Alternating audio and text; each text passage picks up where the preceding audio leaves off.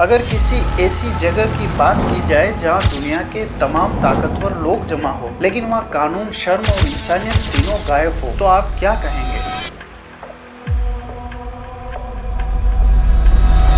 यहाँ पर जिस किसी को भी पकड़कर लाया जाता था, उसके बाद वह कभी भी यहाँ से बाहर नहीं निकल पाता। आज की इस डॉक्यूमेंट्री में सिर्फ फैक्ट के आधार पर आपको बताएंगे कि एक साधारण स्कूल टीचर दुनिया के सबसे ताकतवर लोगों का रिंग मास्टर कैसे बन गया।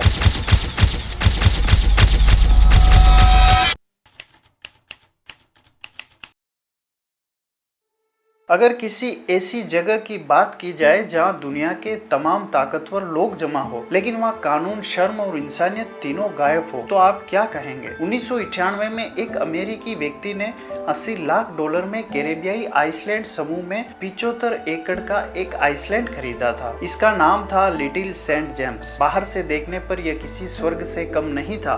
खूबसूरत समुद्र तट, हरियाली, आलीशान बंगला और हेलीपैड जैसी फैसिलिटीज थी, लेकिन इस स्वर्ग के पीछे एक ऐसा सच छिपा था जिसे आसपास के लोगों को इसे आइसलैंड ऑफ चाइल्ड अबेस कहने पर मजबूर कर दिया था। यहाँ पर जिस किसी को भी पकड़कर लाया जाता था, उसके बाद वह कभी भी यहाँ से बाहर नहीं निकल पाता। पकड़कर लाने वाले में सबसे ज्यादा यहाँ 12 से 17 साल की लड़कियां थी और इस आइसलैंड के चारों ओर सिर्फ समुद्र होने के कारण वे भाग भी नहीं सकते थे। इस आइसलैंड का मालिक था जेफरी एप्स्टीन। इस व्यक्ति के बारे में जानने से पहले हमें यह जानना आवश्यक हो जाता है प्रेजेंट टाइम पर इसका नाम सोशल मीडिया से लेकर टीवी चैनल तक ट्रेंड क्यों कर रहा है। इस वीडियो में हम जानेंगे कि रिसेंटली 30 जनवरी 2026 को अमेरिकी जस्टिस डिपार्टमेंट ने एप्स्टीन फाइल्स ट्रांसपेरेंसी एक्ट के तहत लगभग 3.5 मिलियन यानी 35 लाख पन्नों के डॉक्यूमेंट और 1.8 लाख पिक्चर पब्लिक की। इन सब फाइलों को ढक्कन खुला तो जो गंदगी निकल कर सामने आई उसमें दुनिया दहल गई। इस गटर में दुनिया के उन रईस लोगों का जिक्र था जो खुद को भगवान समझने लगे थे। इसमें Bill Clinton, Donald Trump, Prince Andrew, Bill gets,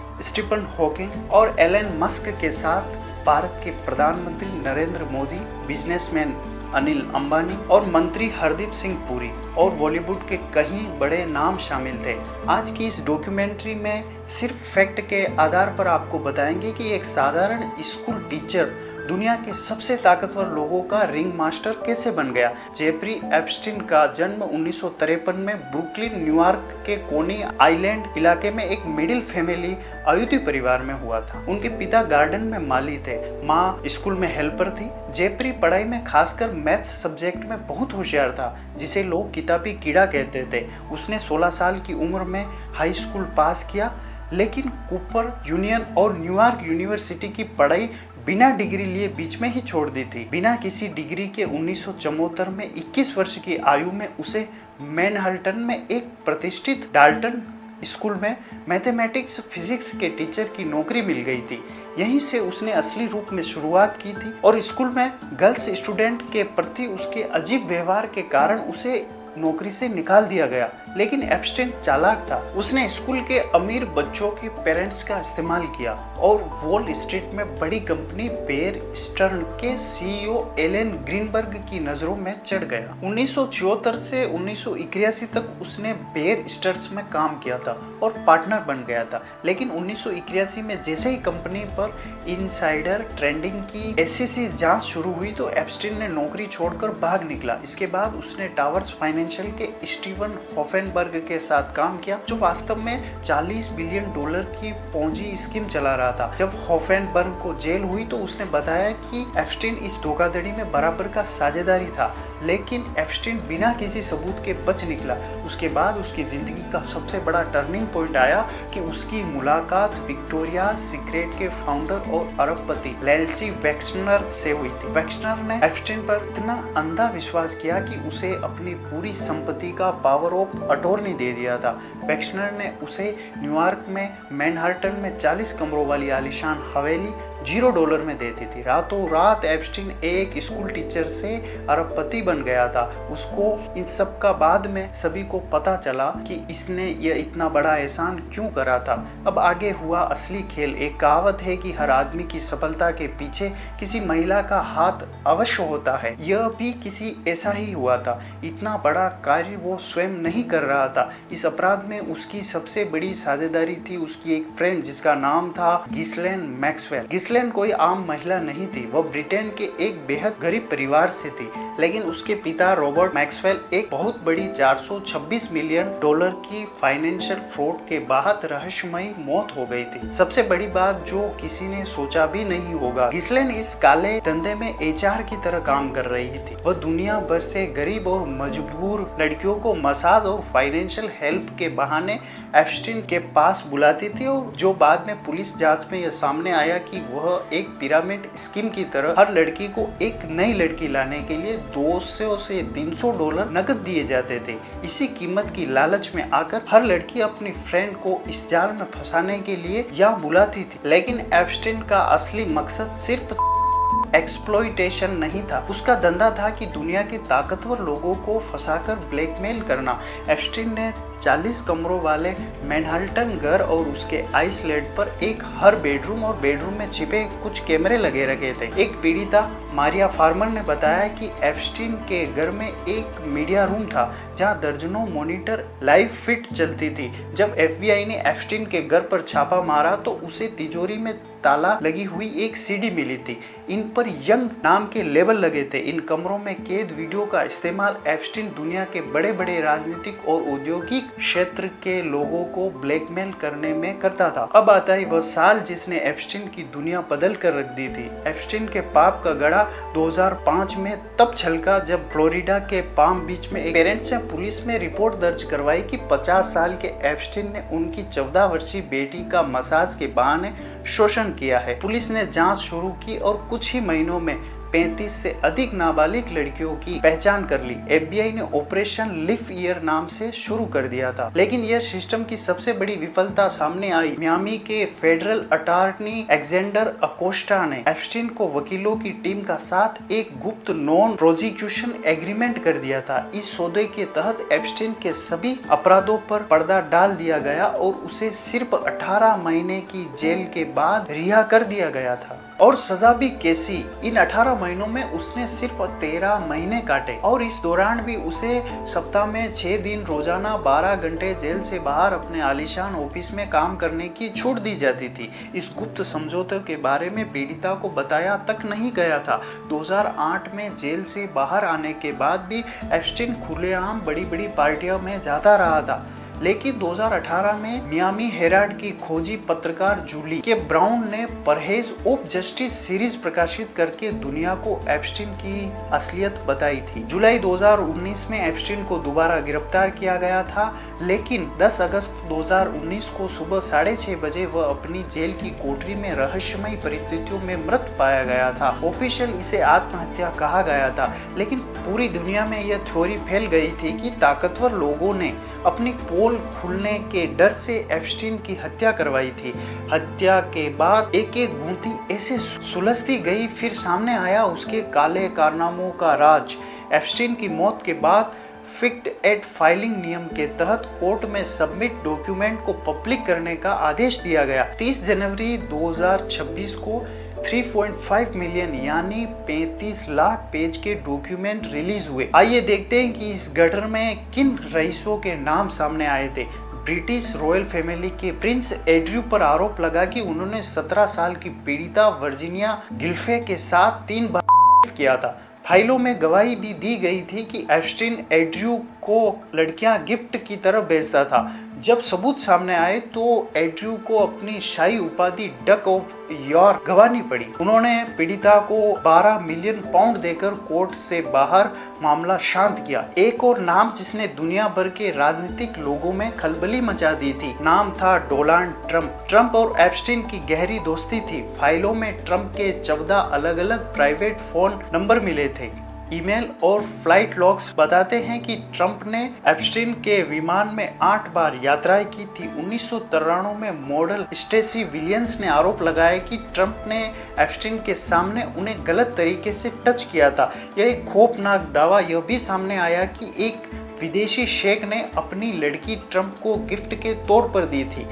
इन दुनिया भर के रईस लोगों ने एक साथ मिलकर जो कार्य किए थे उसके लिए एक आम इंसान की सोच भी नहीं सकते। जहां हम इंसानों की सोच खत्म होती थी वहां से ये लोग सोचना प्रारंभ करते थे। दुनिया के सबसे बड़े दानवीर माने जाने वाले बिल गेट्स की एप्स्टीन से 2011 के बाद कई मुलाकातें हुई। 2026 की फाइलों में 2013 के कुछ ईमेल ड्रॉप्स मिले जो इशारा करते हैं कि एप्स्टीन ने रशियन के साथ रिलेशन से डाइफंक्शंस को लेकर बिल गेट्स को ब्लैकमेल करने की कोशिश की थी।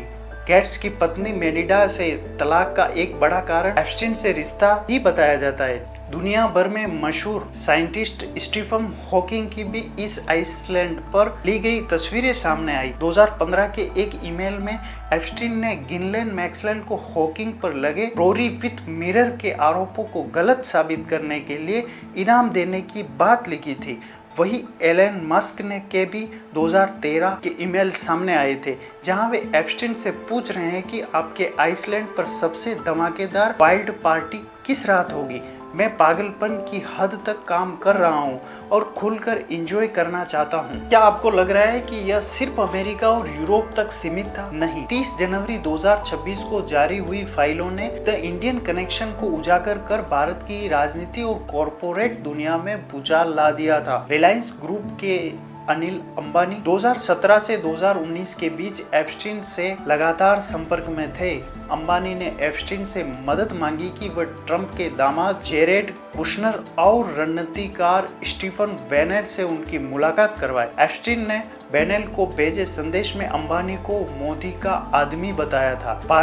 भारत के लोकसभा चुनाव के नतीजों के दिन यानी 23 मई 2019 को अनिल अंबानी ने न्यूयॉर्क में एप्स्टीन के घर का दौरा किया था। इतना ही नहीं, जब अंबानी को आर्थिक संकट का सामना करना पड़ा तो उन्होंने एप्स्टीन से $50 मिलियन जुटाने की मदद मांगी थी, जिस पर एप्स्टीन ने उन्हें सेल कंपनियों में पैसा लगाने की सलाह दी थी। मोदी सरकार में मंत्री हरदीप सिंह पुरी का नाम दस्तावेजों में प्रमुखता से आया था। 2014 से 17 के बीच जब पुरी न्यूयॉर्क में एक डिप्लोमेट के रूप में काम कर रहे थे तो उन्होंने एप्स्टीन के साथ 14 बैठकें की और 62 ईमेल साझा किए थे। कांग्रेस ने आरोप लगाया कि पुरी ने भारत के डिजिटल इंडिया कार्यक्रम की जानकारी आधिकारिक घोषणा से पहले एप्स्टीन को लिंक्डइन के सह संस्थापक रीड हॉफमैन को दे दी थी। फाइलों में दिसंबर 2015 का एक ईमेल भी मिला जिसमें एक नॉर्वेजियन डिप्लोमेटिक जेर्जे रोड लार्सन ने भारतीयों को लेकर नस्लवादी टिप्पणियां की थी, जिस पर एप्स्टीन ने भी उस पर सहमति जताते हुए भारतीयों को टू-फेस्ड कहा था, यानी बेईमान या धोखेबाज। अब एक ऐसा नाम सामने आया जिसने भारत की राजनीति पर खासा असर पड़ता है। फाइलों में 6 जुलाई 2017 का एप्स्टीन का एक ईमेल मिला था जिसमें उसने दावा किया कि भारतीय प्रधानमंत्री मोदी ने अमेरिकी राष्ट्रपति की सलाह मानी और उनके सामने इजराइल में डांस और गाना गाया था। हालांकि भारत के विदेश मंत्रालय ने इसे सिरे से खारिज करते हुए एक अपराधी का नॉनसेंस एंड रेबिस थॉट को करार दिया था, जो खुद का रुतबा बढ़ाने के लिए बड़े नेताओं का नाम उछाल रहा था। Famous film producer Mira Nair का नाम 21 अक्टूबर 2009 को गिस्लेन मैक्सवेल के घर हुई फिल्म अमोनियम की आफ्टर पार्टी की गेस्ट उसके बेटे जोरान ममदानी को इस वजह से सोशल मीडिया पर एप्स्टीन बेबी कहकर ट्रोलिंग का सामना करना पड़ रहा है। सबसे दुखद बात यह है कि 2026 की फाइलों में एक अनआइडेंटिफाइड इंडियन गर्ल का भी जिक्र है जो पार्टी में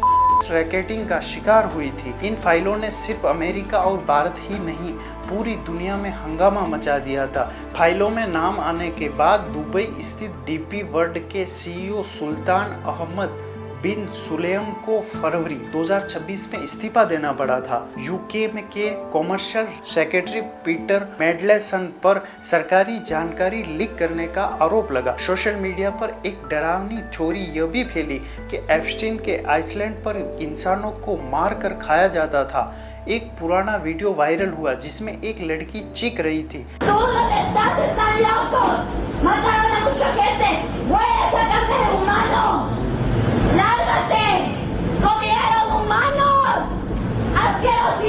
लेकिन जब सरकारी फाइलों की जांच हुई तो ऑफिशियल रूप से इंसानों को खाने का कोई जिक्र नहीं मिला। हालांकि इन फाइलों में परमिशन टू मर्डर जैसे खौफनाक वर्ड्स का इस्तेमाल जरूर हुआ था। जस्टिस डिपार्टमेंट में अभी भी कई डॉक्यूमेंट्स में बैड रेडेक्शन यानी काले निशान किए गए हैं। कई पन्नों में आधी पंक्तियां हल्की हुई, जिनसे लगता है कि अमेरिकी सरकार अभी भी कुछ बड़े नामों को बचाने की कोशिश कर रही है। जेफरी एप्स्टीन की ये फाइलें केवल कुछ नामों की लिस्ट नहीं है, बल्कि उस भरोसे का कत्ल है जो जनता अपने लीडर्स पर करती है। हमने देखा कि कैसे बिल गेट्स जैसा मसीहा, मस्क जैसा फ्यूचरिस्ट और क्लिंटन और ट्रंप जैसे राष्ट्रपति और भारत के ताकतवर उद्योगपति सभी एक ही गटर के आसपास मंडरा रहे थे। जेफरी एप्स्टीन की मौत हो गई। गिहिसलैन मैक्सवेल 20 साल के लिए जेल में है, लेकिन क्या इस अपराध में शामिल उन तमाम बड़े रईस लोगों को कभी सजा मिलेगी